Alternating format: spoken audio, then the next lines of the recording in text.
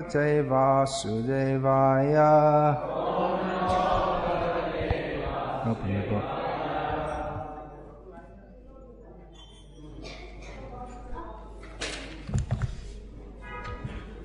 Cell phones off. Srimad Bhagavatam, translation and commentary by His Divine Grace, Srila A.C. Bhaktivedanta Swami Prabhupada. Canto 2, Chapter 7, Text 51. Idam Bhagavatam Nama Yanme Bhagavato Ditam Sangraho Yang Vibhuti Nam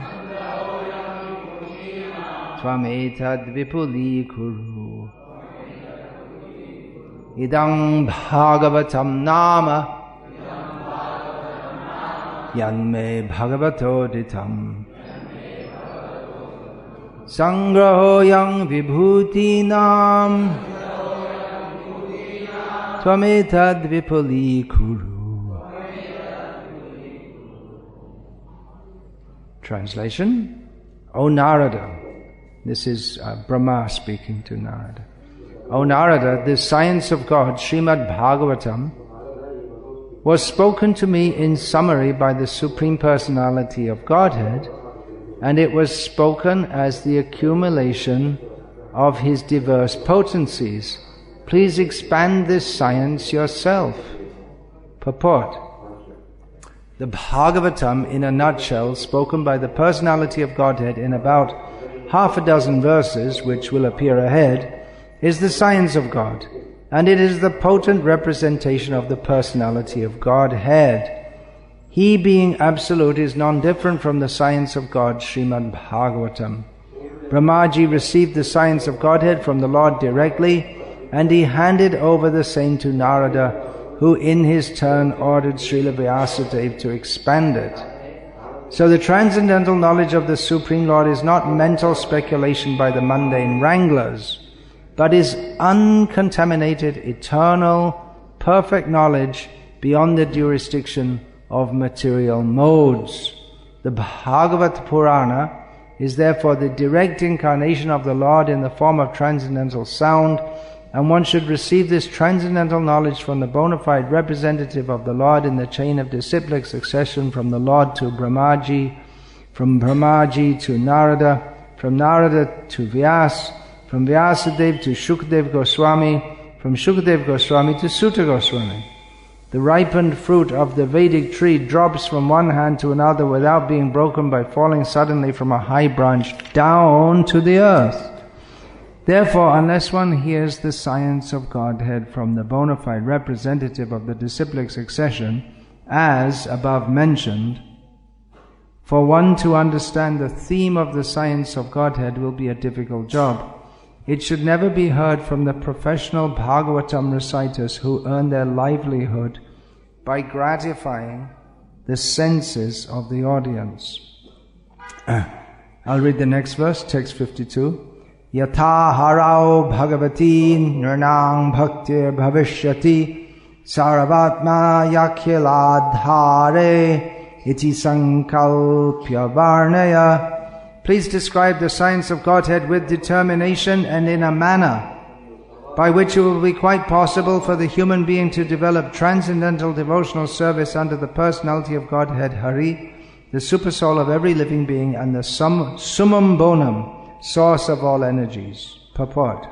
Srimad Bhagavatam is the philosophy of devotional service and the scientific presentation of man's relationship with the Supreme Personality of Godhead. Prior to the age of Kali, human society gradually became influenced by force.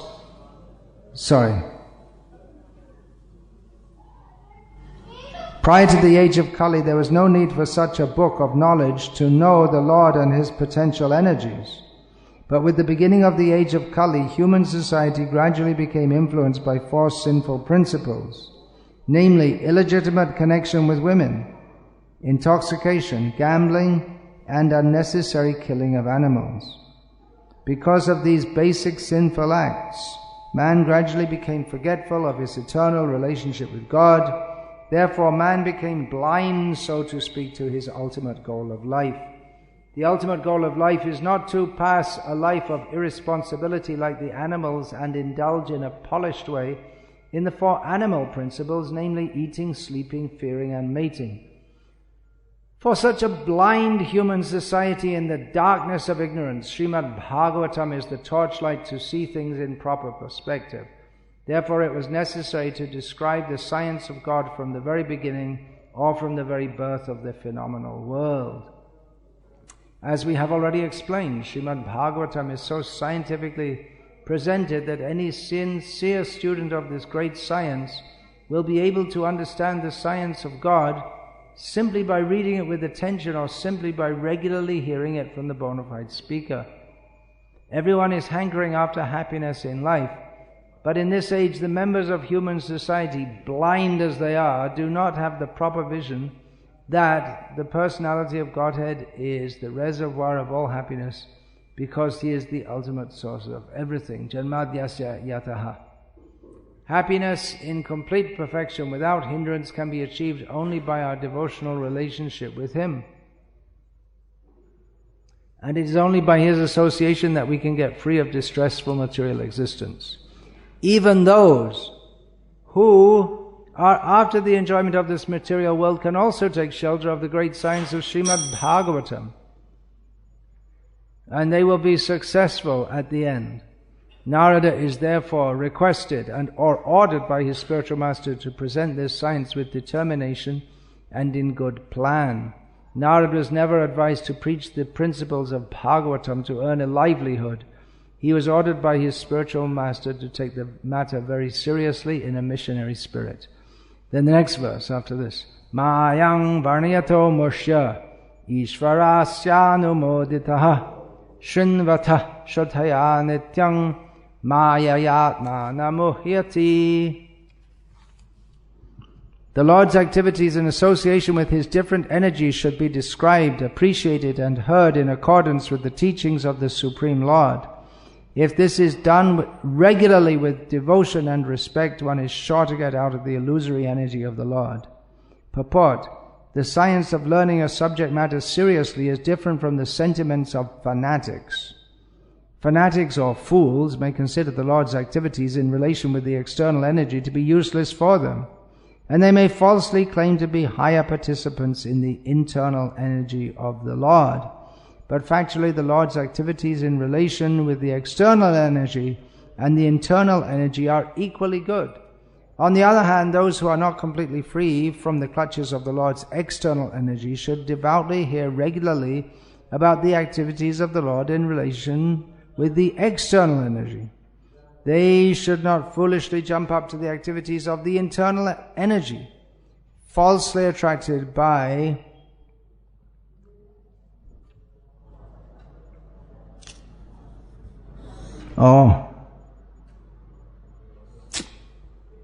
there's a word missing here. Falsely attracted by the Lord's internal potential activities like His Ras Leela. I'll just make a note of that.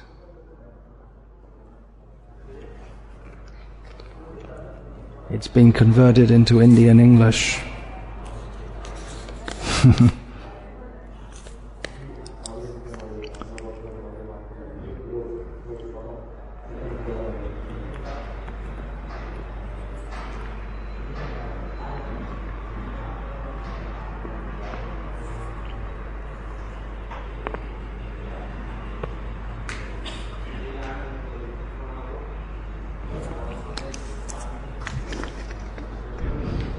They should not foolishly jump up to the activities of the internal energy, falsely attracted by the Lord's internal potential activities like His Rasa Leela. The cheap reciters of the Bhagavatam are very much enthusiastic about the Lord's internal potential activities, and the pseudo-devotees absorbed in material sense enjoyment falsely jump to the stage of liberated souls and thus fall down deeply into the clutches of external energy. Some of them think that to hear about the pastimes of the Lord means to hear about His activities with the gopis, or about His pastimes like lifting the Govardhan hill. And they have nothing to do with the Lord's plenary expansions as the Purusha avatars and their pastimes of the creation, maintenance, or annihilation of the material worlds. But a pure devotee knows that there is no difference between the pastimes of the Lord, either in Ras Leela or in creation, maintenance, or destruction of the material world. Rather, the descriptions of such activities of the Lord as the Purusha avatars are specifically meant for persons who are in the clutches of the external energy. Topics like the Rasa Leela are meant for the liberated souls and not for the conditioned souls.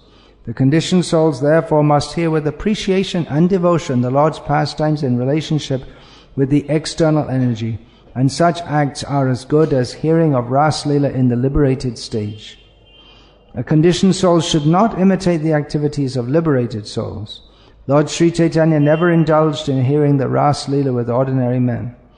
In the Srimad Bhagavatam, the Science of God, the first 9 cantos prepare the ground for hearing the 10th canto. This will be further explained in the last chapter of this canto. In the 3rd canto, it will be more explicit. A pure devotee of the Lord, therefore, must begin reading or hearing Srimad Bhagavatam from the very beginning, and not from the 10th canto.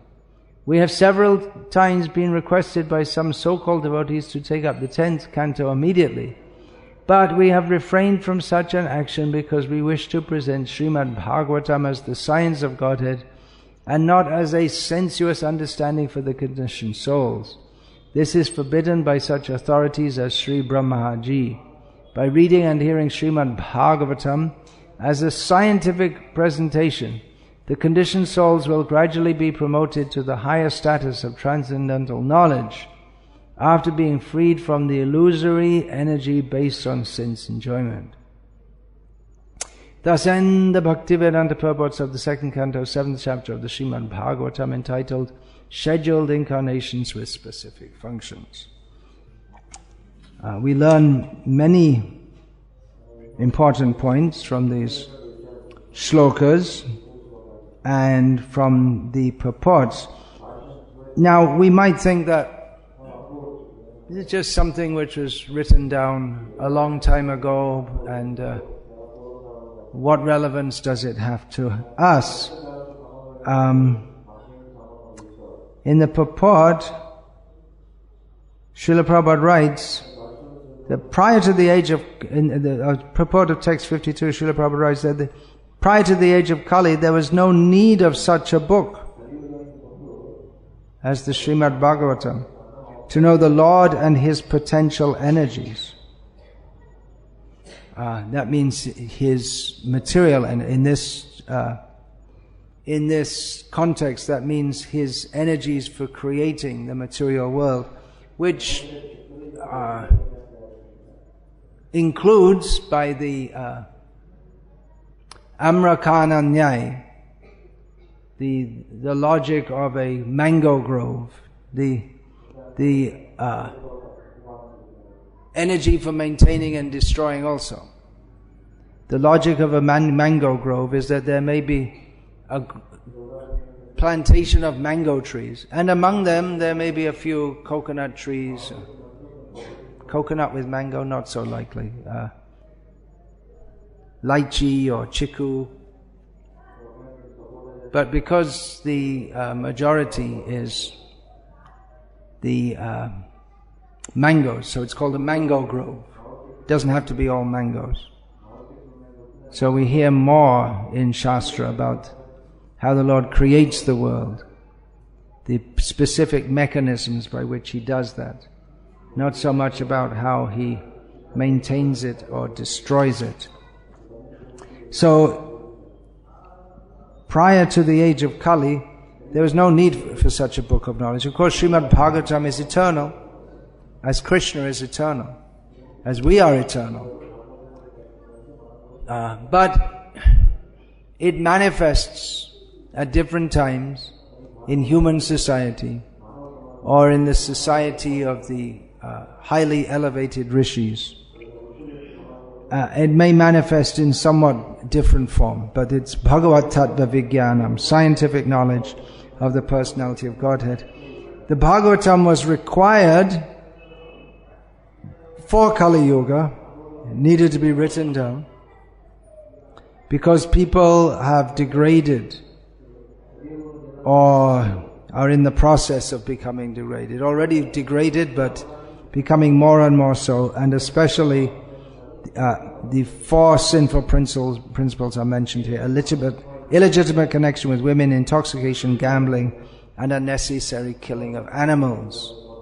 So this Bhagavatam is completely relevant to our life, much more so than the newspaper. We were saying, well, the newspaper, that has some practical knowledge about what's going on in the world. But that's all temporary. It comes and goes, whatever is going on in the world. But the knowledge of Bhagavatam, that gives us the basis for understanding our eternal existence in relationship with the personality of Godhead. So many things come and go.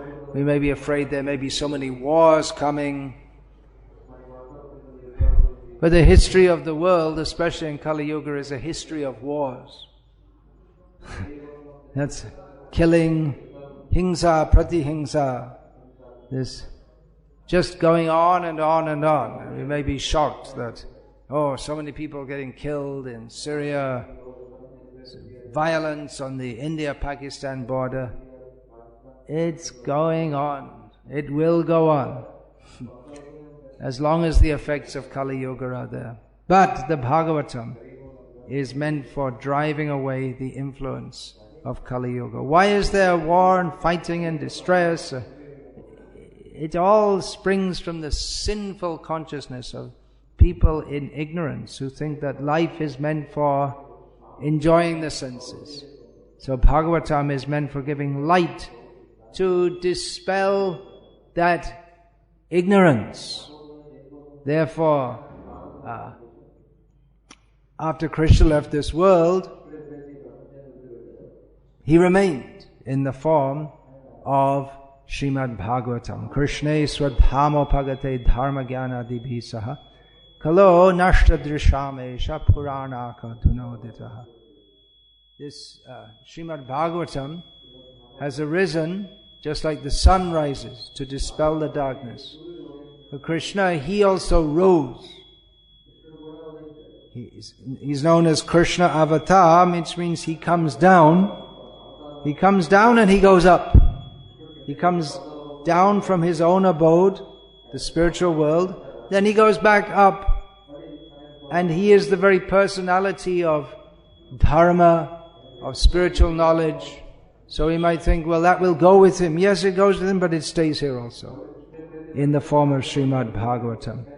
So there are many important instructions herein, in these verses and purports, about how the importance of Srimad Bhagavatam, how it is transmitted, how it should go on being transmitted.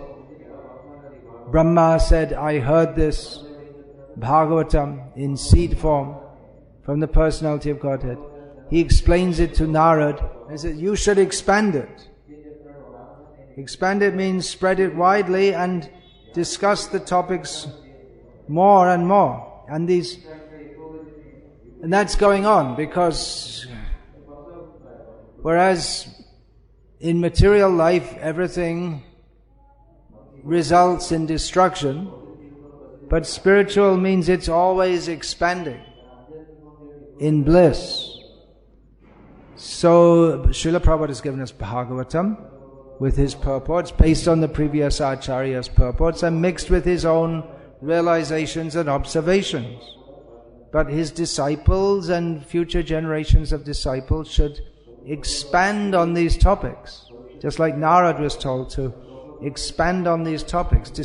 There's so much in the Bhagavatam. It's an encyclopedia of spiritual knowledge, and the topics therein can be expanded more and more.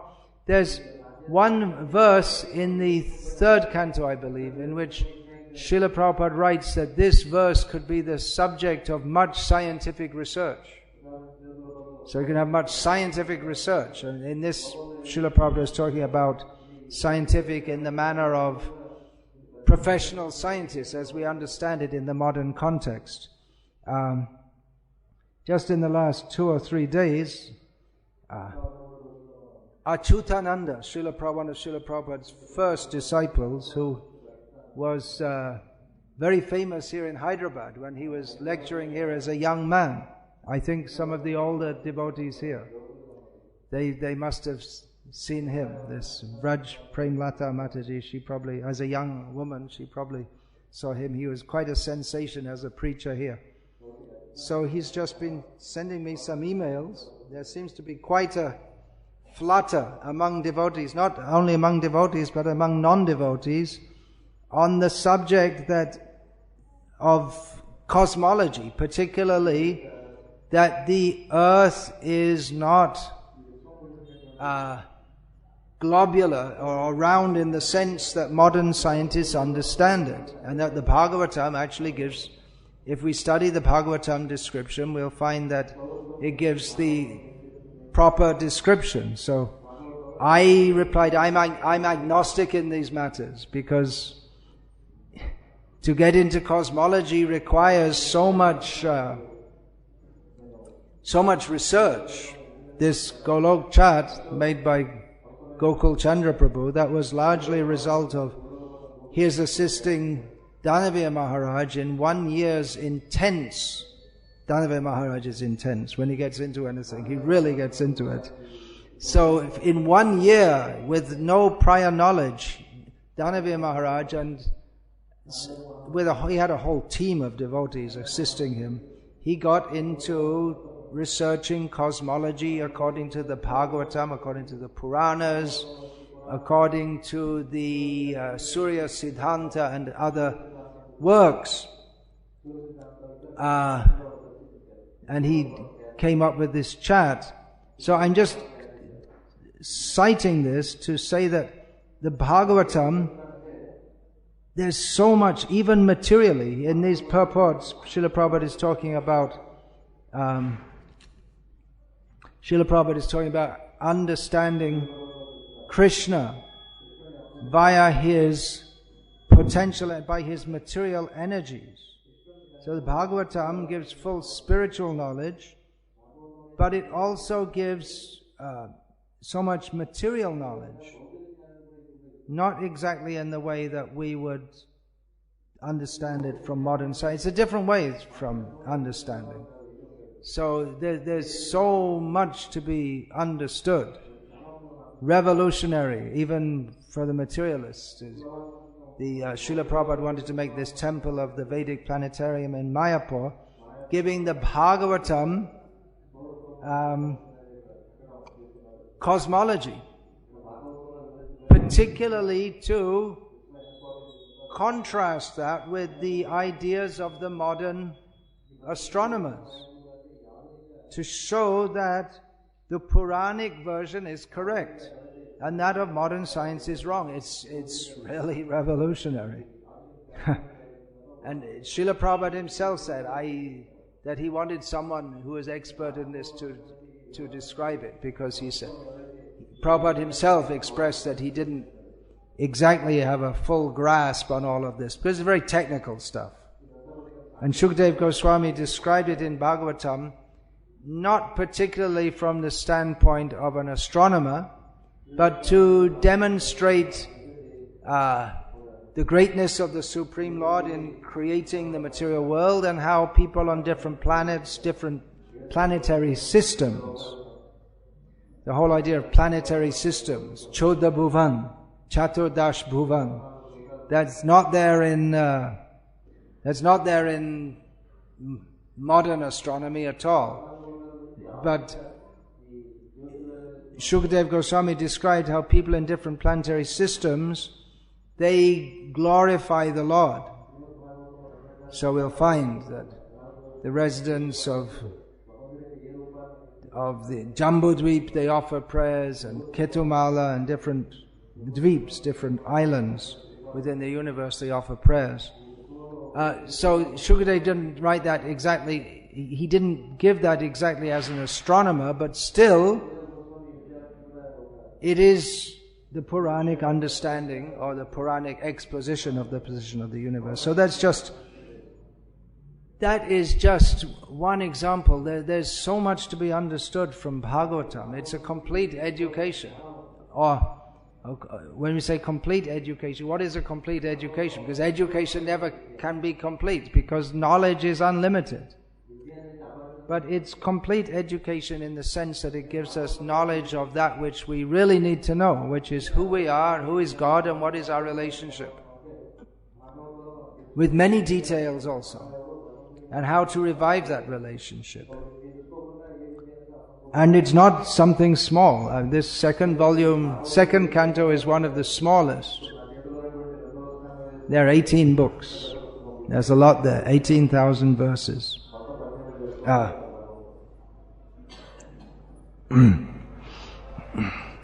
Prabhupada writes in the purport here, Srimad Bhagavatam is the philosophy of devotional service and the scientific presentation of man's relationship with the personality, with the Supreme Personality of Godhead. So there we have it in a nutshell. What is Srimad Bhagavatam?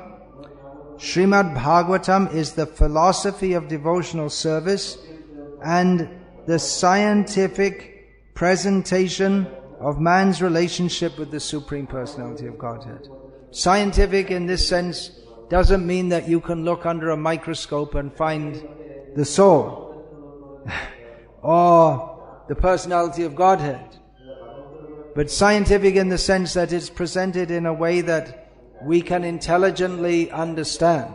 It's not just a matter of some blind faith, but it's presented with scientific, in a scientific way. Science means what? Nowadays, scientists, they say that science means, at its core, science means the study of energies. Everything is energy. So the Bhagavatam describes the various manifestations of the material energies of the Supreme Lord and also His spiritual energies. We'll find these terms again and again and again coming up in Srila Prabhupada's purports. Vishnu Shakti Para Prokta Kshetra Gyakya Tata Para Avidya Karma Sangyanyas Tritiya Shakti Rishyate. So that's actually a quote from the Vishnu Purana, which Srila Prabhupada sometimes quotes in his purports here, that Vishnu Shakti is it is superior. There is the transcendental, who is the Supreme Lord Himself, who understands everything. Then there is the avidya, the potency of non-knowledge or ignorance, which is the material potency. And there is the marginal potency, the living being. So these are there's His internal potency, His external potency. His internal potency is the spiritual world, and that also manifests in so many ways. The Hladini Shakti, Shri, Bhu, Nila, Ila, Lila, Pushti, Tushti.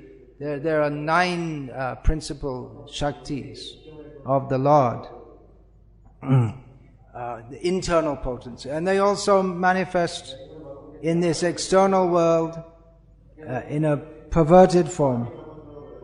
And the in-between potency is the living beings, ourselves, the jivas, who can live in the spiritual world or the material world. So in this way it's a scientific presentation. It's not just, just believe it. It's not blind faith, but it gives an exposition of the everything. Everything. People say God is everything. Well, it's true. But how is He everything? Then yesterday we were speaking with this Pandit, Sri Vijay Raghavan. He was Pandit, connected with this Vadagalai Ramanuja Sampradaya. So that God is everything, Vishishtadvaita, the philosophy of the Ramanuja Sampradaya. That yes, God is everything, but there are Vishesha, there are differences, there are different manifestations. And not that everything is all on the same level. There's a hierarchy also. So this Srimad Bhagavatam is especially meant for Kali Yuga as being Krishna in the form of transcendental sound, which is in a book form. So it's non-different from Krishna. And, as Srila Prabhupada writes in one of these three purports, the conditioned souls can be, quote, freed from the illusory energy based on sense enjoyment, unquote, simply by taking shelter of it. So there's very great need for distribution of this knowledge. All over the world, it's considered a great need of human society to educate everybody. Previously, that idea wasn't there. It was only with the advent of industrialization, and then society became more and more technical and technological. And then we thought we have to have everyone educated, otherwise how can they operate a smartphone? Well, smartphones came a lot later. But to live in the complex society, urban life requires that people, they have to learn how to live and how to use machines. In a machine-based society, you have to learn to use machines, and then you have to have people to make machines and make new machines and invent new things. So you need a lot of educated people. But previously the idea that everyone should be educated, that wasn't there. Of course, everyone is educated, but not in the academic sense. Someone who is to work in agriculture, they'd also be educated, but not in their education would be in the field. Now you can't say it's not education, because a farmer knows how to farm. There's probably no one in this room, no one among us who knows how to do farming, which will be a big problem whenever the society, if the flow of oil stops. India imports so much oil from the Gulf countries. If the supply is stopped, then Hyderabad's in trouble. Then people have to grow their own food. We don't know. Some vague idea that you put something in the ground and something comes up. But the farmers, they know how to.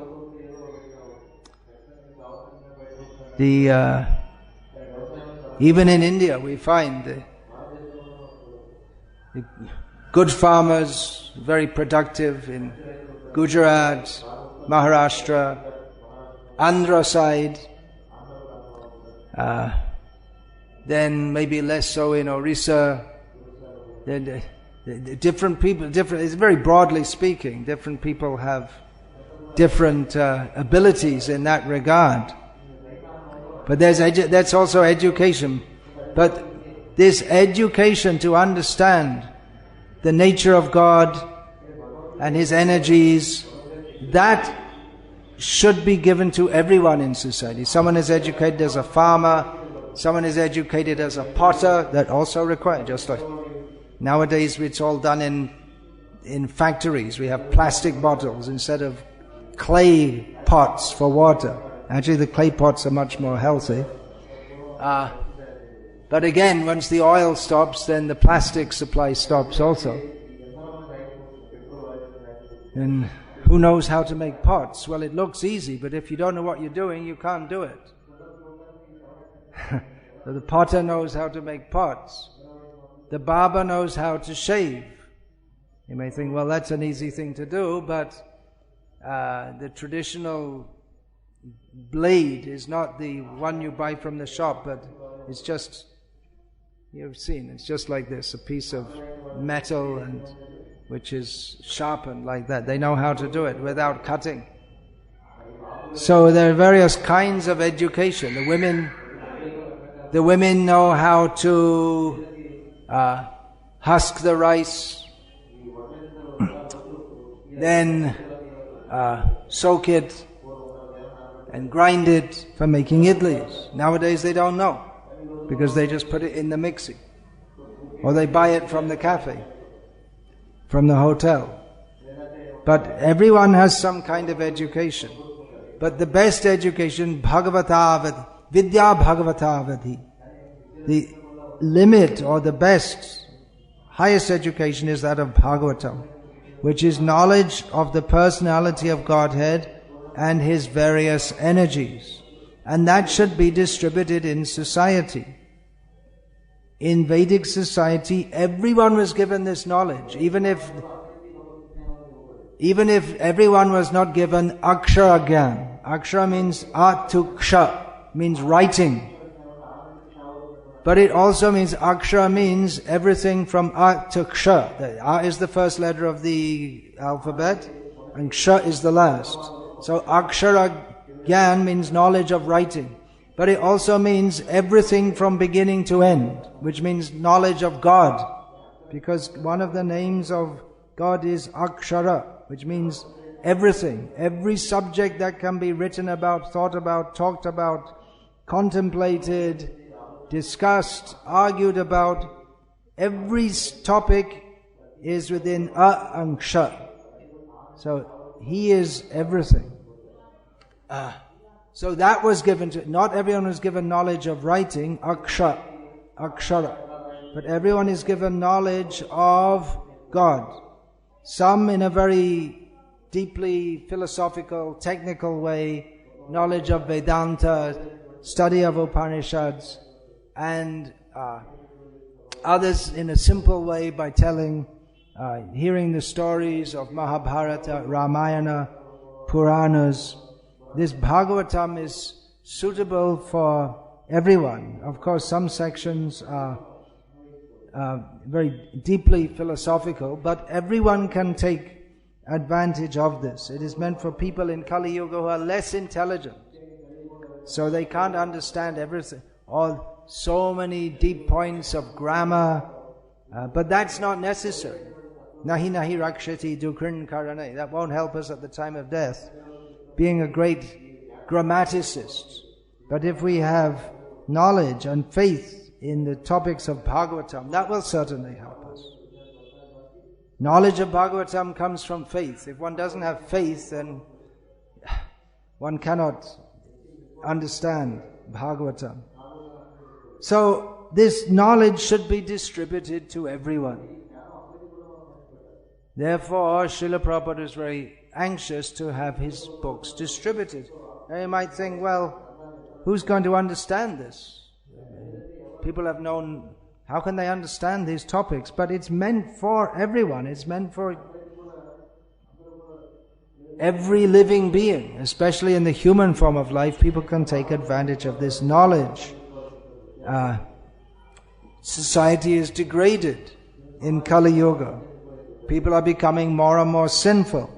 Srila Prabhupada writes here, because of these basic sinful acts, that means illegitimate connection with women, intoxication, gambling, and unnecessary killing of animals. Srila Prabhupada continues, because of these basic sinful acts, man gradually became forgetful of his eternal relationship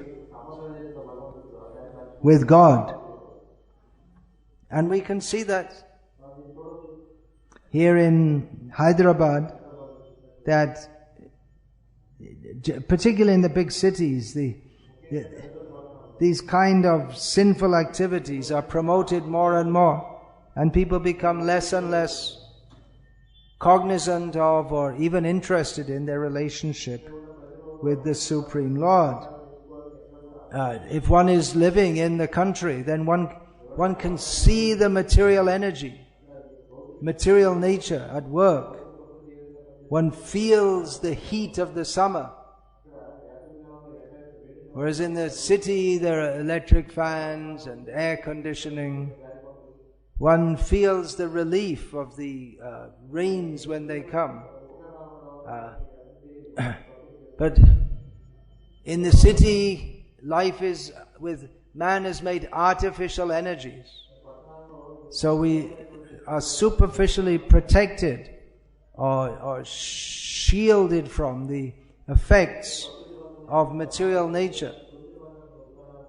So we think, or we don't think of God. We don't see the effects of material nature very directly. We don't see the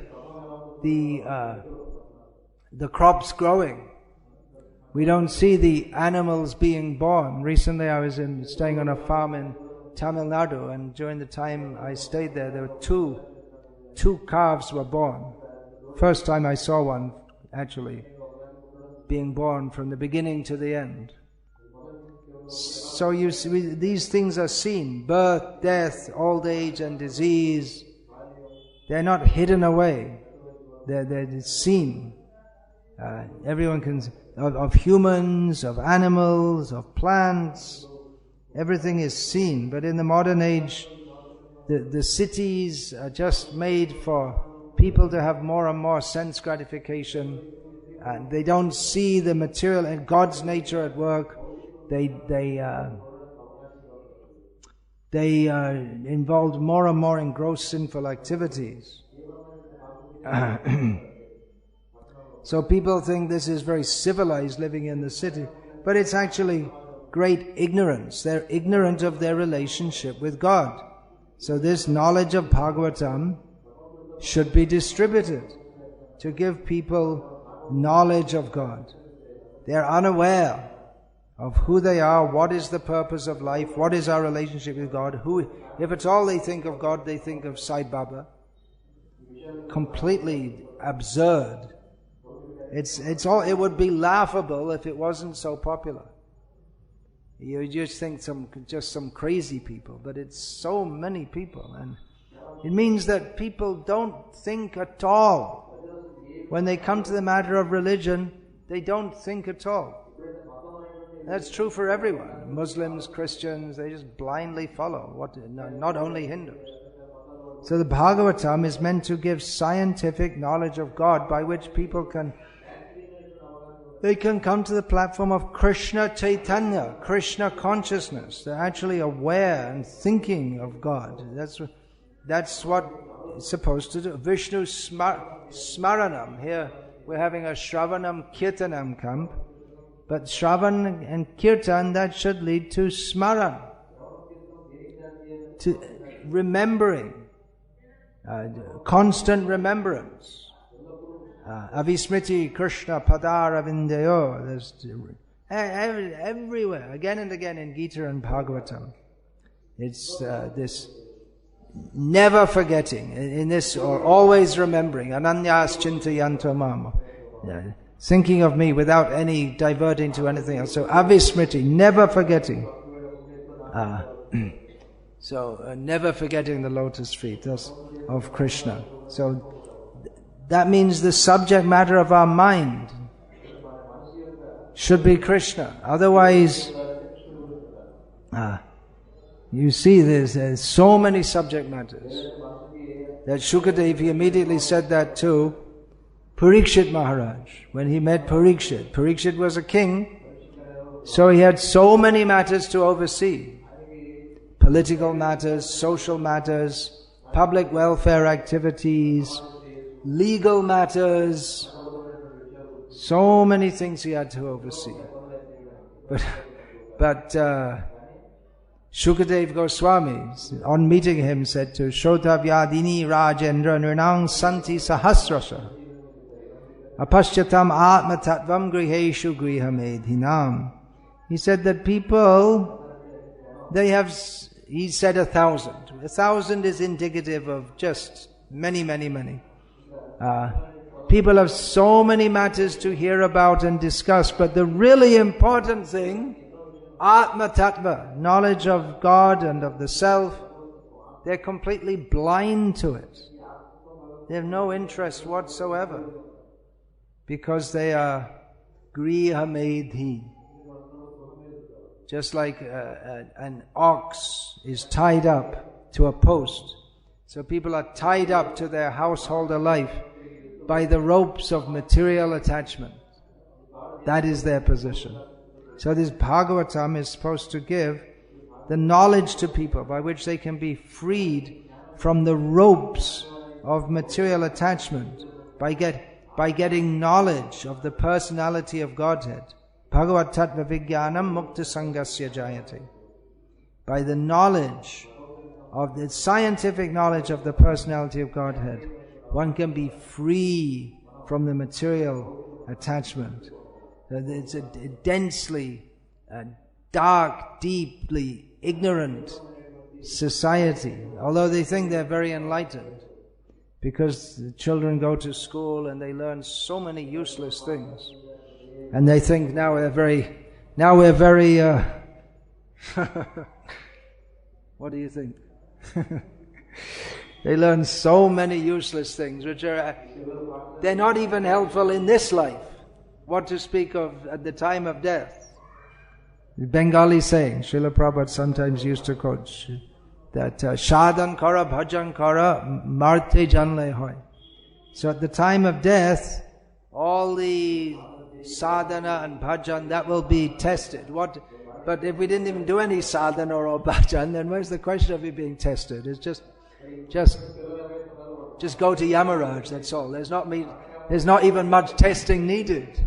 It's just like a constant conveyor belt of souls going to Yamaraj. There's not even any question of, well, did you do your sadhana properly? No one's doing, who's doing sadhana?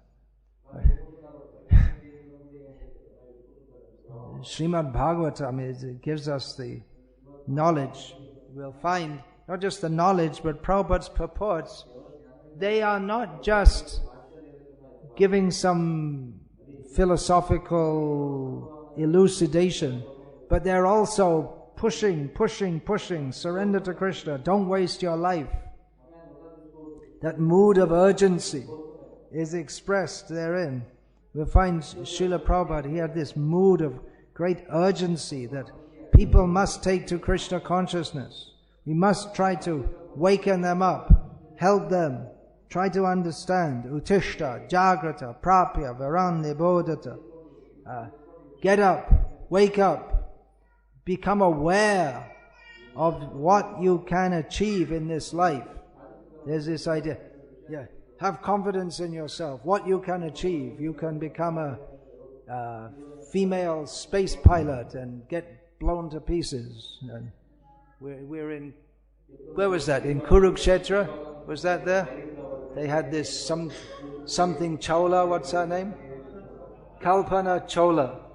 And there was a big memorial to her. She had the distinction of being a woman astronautess of Indian origin who got inside an American.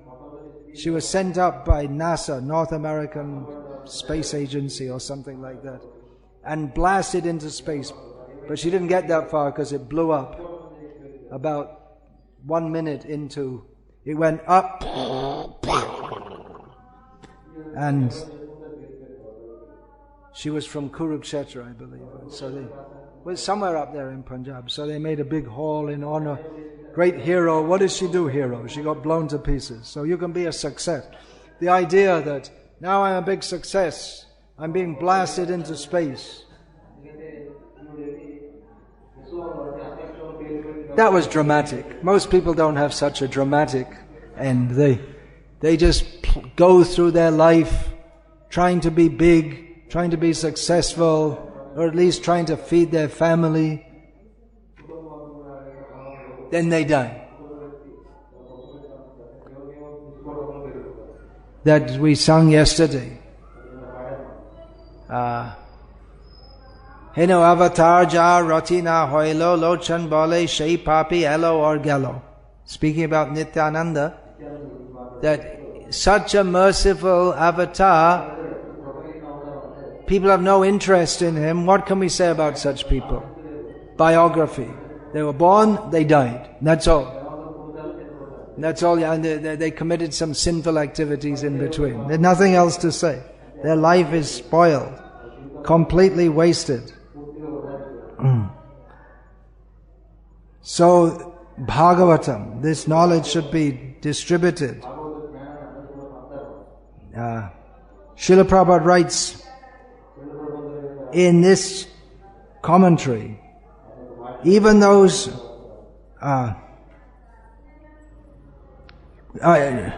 Even those who after the enjoyment of this material world can also take shelter of the great science of Srimad Bhagavatam, and they will be successful at the end. So even if you want to enjoy this material world, you can study Bhagavatam. The only problem is as soon as you start to study it, you won't want to enjoy the material world anymore. Because Shukadeva Goswami begins immediately talking about the uselessness of trying to enjoy this material world. We'll find in here many of the themes they're repeated. Shinvata Shraddhaya Nityam, that comes in the third line of text 53. That also comes elsewhere here in the second canto. Shinvata Shraddhaya Nityam Grinatascha Svacheshtitam Kalena Nati Dirghena Bhagavan Vishate Hridi. That if one regularly hears this Bhagavatam with faith and tries to understand it in a submissive mood, then within a short time Bhagavan will enter into his heart. Of course, Bhagavan's already there, but he will manifest himself within the heart.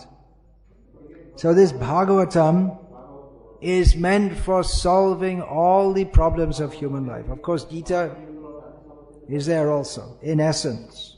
And Bhagavatam in a more developed way. So this education should be given. These boys here are studying in Gurukul. It's not the traditional Gurukul, but the essence of the education is Srimad Bhagavatam. If you understand that, then you understand everything. Vidya Bhagavata Vadhi.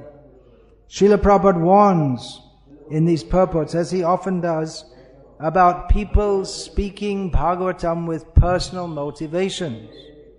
That will spoil the deliverance of the message. And it has become a tradition in India. Not that everything that's traditional in India is good. And some of the traditions, it has a good basis, but it gets perverted.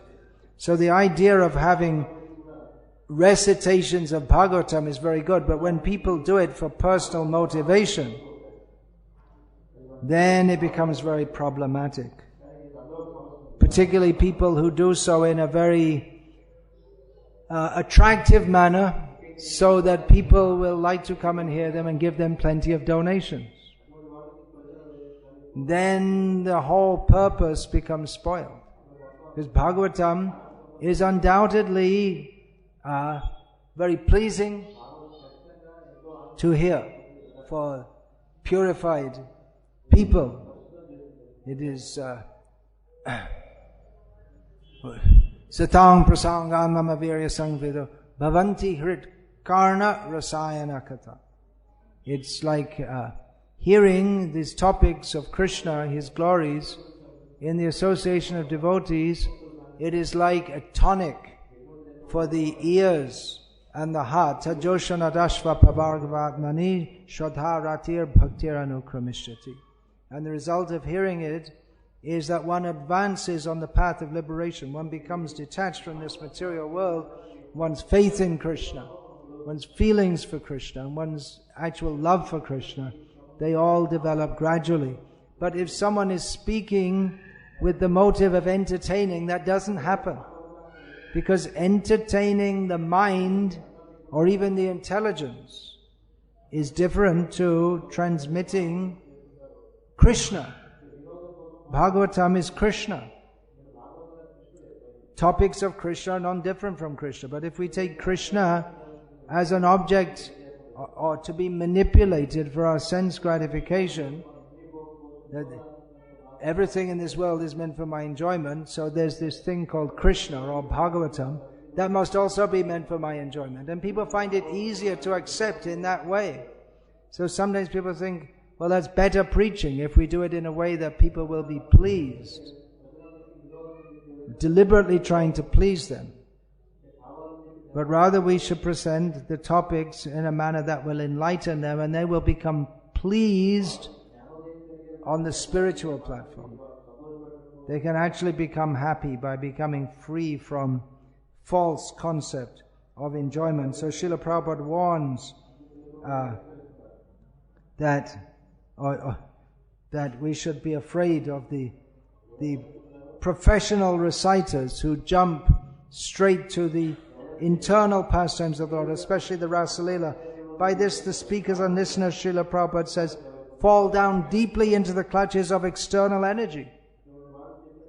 They're hearing the highest topics, but by hearing the highest topics, being both the speaker and the hearers unqualified, they both fall down deeply into the material energy. They don't become elevated. So, Narad was ordered, as Srila Prabhupada says, he was ordered by his spiritual master to take the matter very seriously in a missionary spirit. He was ordered to spread it widely. But there's a difference between the missionary spirit and the mercenary spirit. The mercenary spirit means the money-making spirit. There's a big difference. It may superficially seem to be the same thing. The mercenary reciters of Bhagavatam, it might seem that they are more successful in bringing more people, but they don't bring them to Krishna. They can have more people at their Bhagavatam recitations, but they don't, the hearers don't advance in Krishna consciousness by that. Rather, they are prone to fall down deeply into the clutches of external energy. So on other points there are so many points from this section of Bhagavatam, that the idea of the transmission of Bhagavatam via the parampara. So the parampara means that it should be proper speakers, proper hearers, then become proper speakers, and then the hearers of those speakers, if they're proper, that means they've actually caught the mood, the essence of Bhagavatam, which is Krishna te kila cheshta. Everything should be done for Krishna. Pure devotional service. Ahaituki aprati hata bhakti, for the transcendent Lord. Unmotivated and uninterrupted devotion. So this comes through the disciplic succession. Here at this point, we find Brahma is giving to Narad this knowledge. Brahma himself had heard from Bhagavan himself directly, Narayana. So the parampara is being begun chronologically. Narayana to Brahma to Narad, and then Narad, he gave this knowledge to so many disciples, most importantly to Vyas, and then from Vyas came, the knowledge was recorded, but the knowledge of Bhagavatam should be spread widely, but it must be preserved as it is. That means it may be developed. Different commentators have given their commentaries, but at the same time the core message has to be preserved. The commentators giving commentaries doesn't mean they change the message, but being inspired by Shuddha Saraswati, the spiritual intelligence, who is the Vidya Vadhu. She is the wife of transcendental knowledge, the wife of the Supreme Lord. So she enters the hearts of bona fide devotees and inspires them to glorify the Lord in various ways, but not changing. The knowledge should be handed down, Srila Prabhupada writes, in a way that is, quote, not mental speculation by the mundane wranglers, but is uncontaminated, eternal, perfect knowledge beyond the jurisdiction of the material modes. So one has to receive this knowledge from the proper source. That means someone who's following the line of Shukadev Goswami, who didn't teach Bhagavatam, for any purpose other than to glorify the Supreme Lord for the benefit of his disciple Parikshit and for others also. There were others present also, apart from Parikshit. So we should receive it from the right source, and then, as Brahma told Narad, you develop this, preach the message, but without any adulteration. Srila Prabhupada gives the example of a ripened fruit. If a ripened fruit is on the tree, it has to be passed down carefully, hand to hand, so that it comes down without being broken or damaged. So these are a few points that are important for our understanding of Bhagavatam.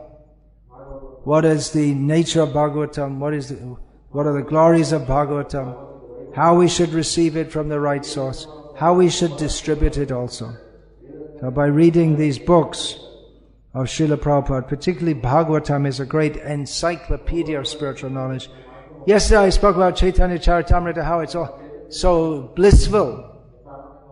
But there's also a lot of important spiritual knowledge. The knowledge is not non-blissful, but generally when we think of blissful, we think of the pastimes of the Lord, his interactions with his devotees. But in Chaitanya Charitamrita, there's also a lot of important spiritual knowledge which helps us to understand Bhagavatam. Anyway, it's a vast subject, and I'll finish there for now, unless there's any question about this or comments. Yeah, please. Is there another mic that the question can be asked through?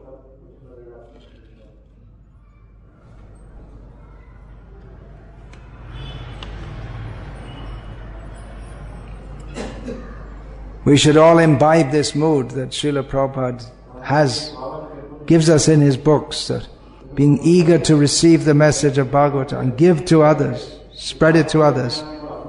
Yatha Shruta, as we have heard it, and Yatha Shakti, exactly as we have heard it and according to our ability.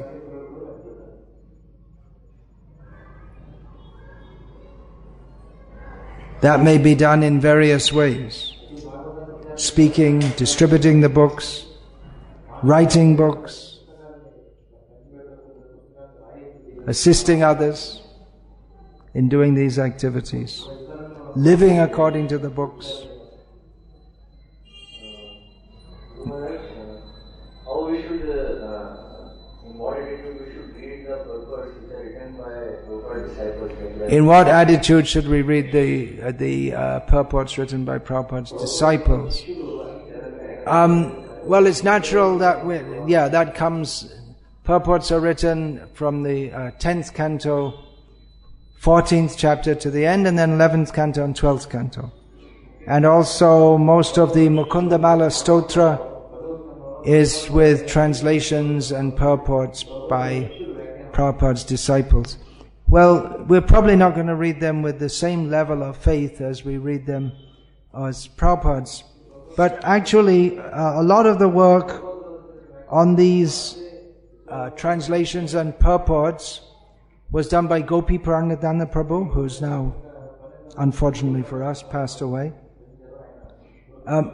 Much of the purports, they're actually taken directly from the Acharya's commentaries. And Gopi Prangadana Prabhu was a consummate Sanskrit scholar who had very great faith in Srila Prabhupada and the Parampara. So whatever is the translations we can take as fully authorized. And the purports, as much as they are from the previous acharyas.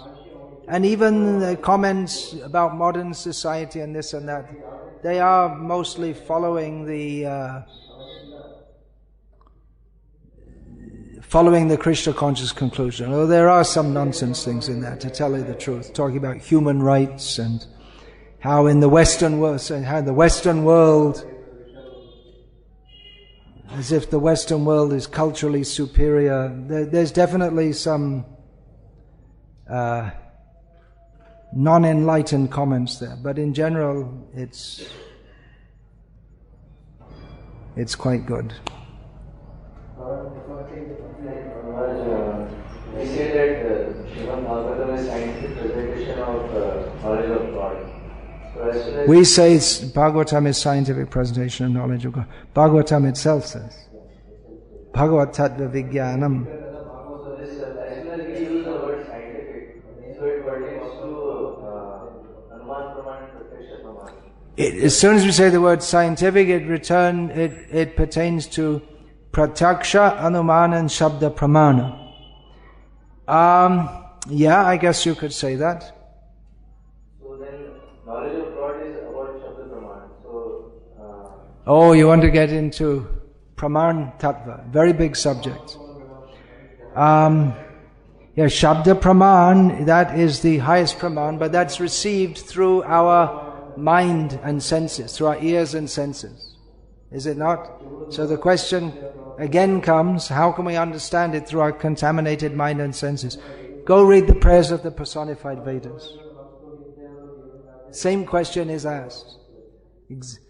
That Brahman is transcendental and we are conditioned. How can transcendence be transmitted through the sounds of the Vedas to materially conditioned souls? And the answer is the prayers of the personified Vedas. In short, by the mercy of Bhagavan. Atashri Krishna namadi nabhavadgrahyam indrayai sevon mukhe jivado swayam eva spuratyada. Krishna's name, form, qualities, pastimes cannot be understood by the mundane senses. But when we become eager to serve Him, beginning with the tongue, then He reveals Himself to us.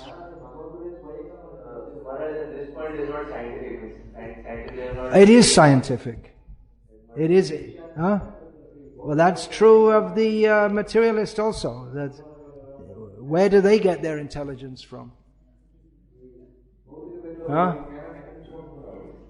Epistemology, in the English word, is not exactly the same, but it's similar. Praman Tattva. And epistemology means how we know what we know. But epistemology is, the Western study of epistemology is hopeless because you have to, where can you begin?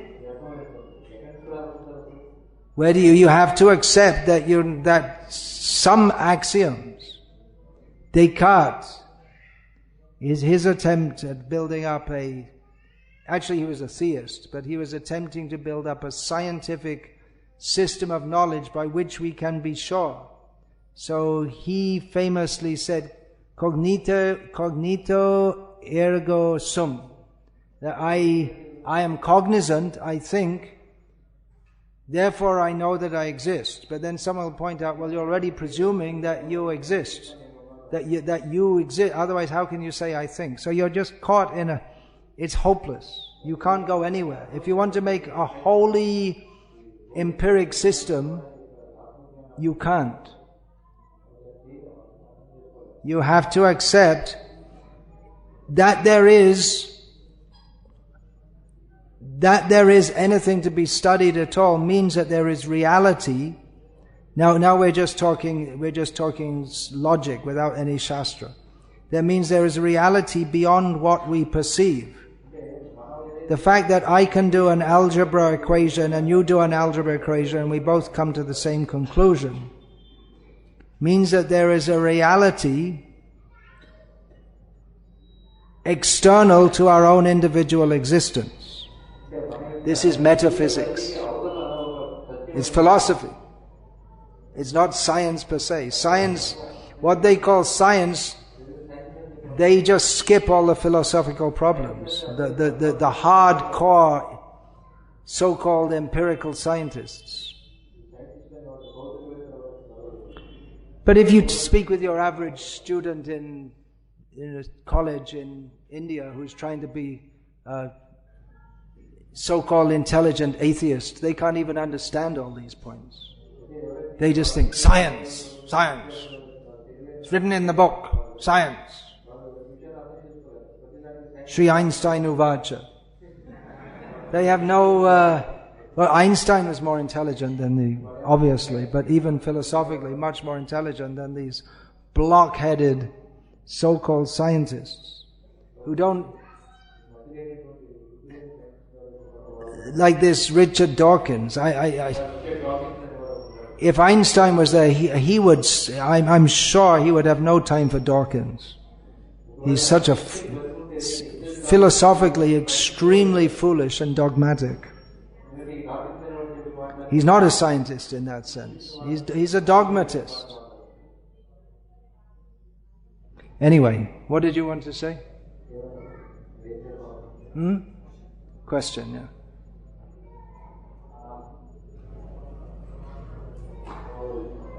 Here we read in Bhagavatam that Srimad Bhagavatam is meant for Kali Yuga.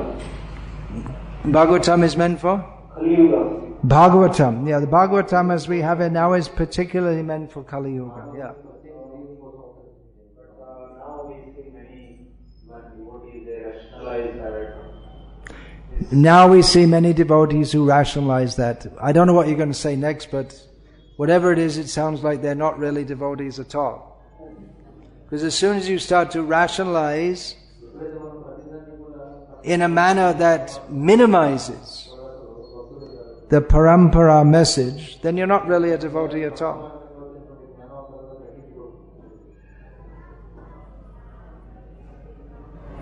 Question stopped halfway through.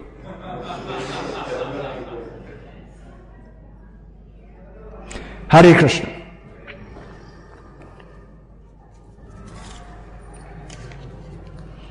Okay, that's the end of this session. Hare Krishna.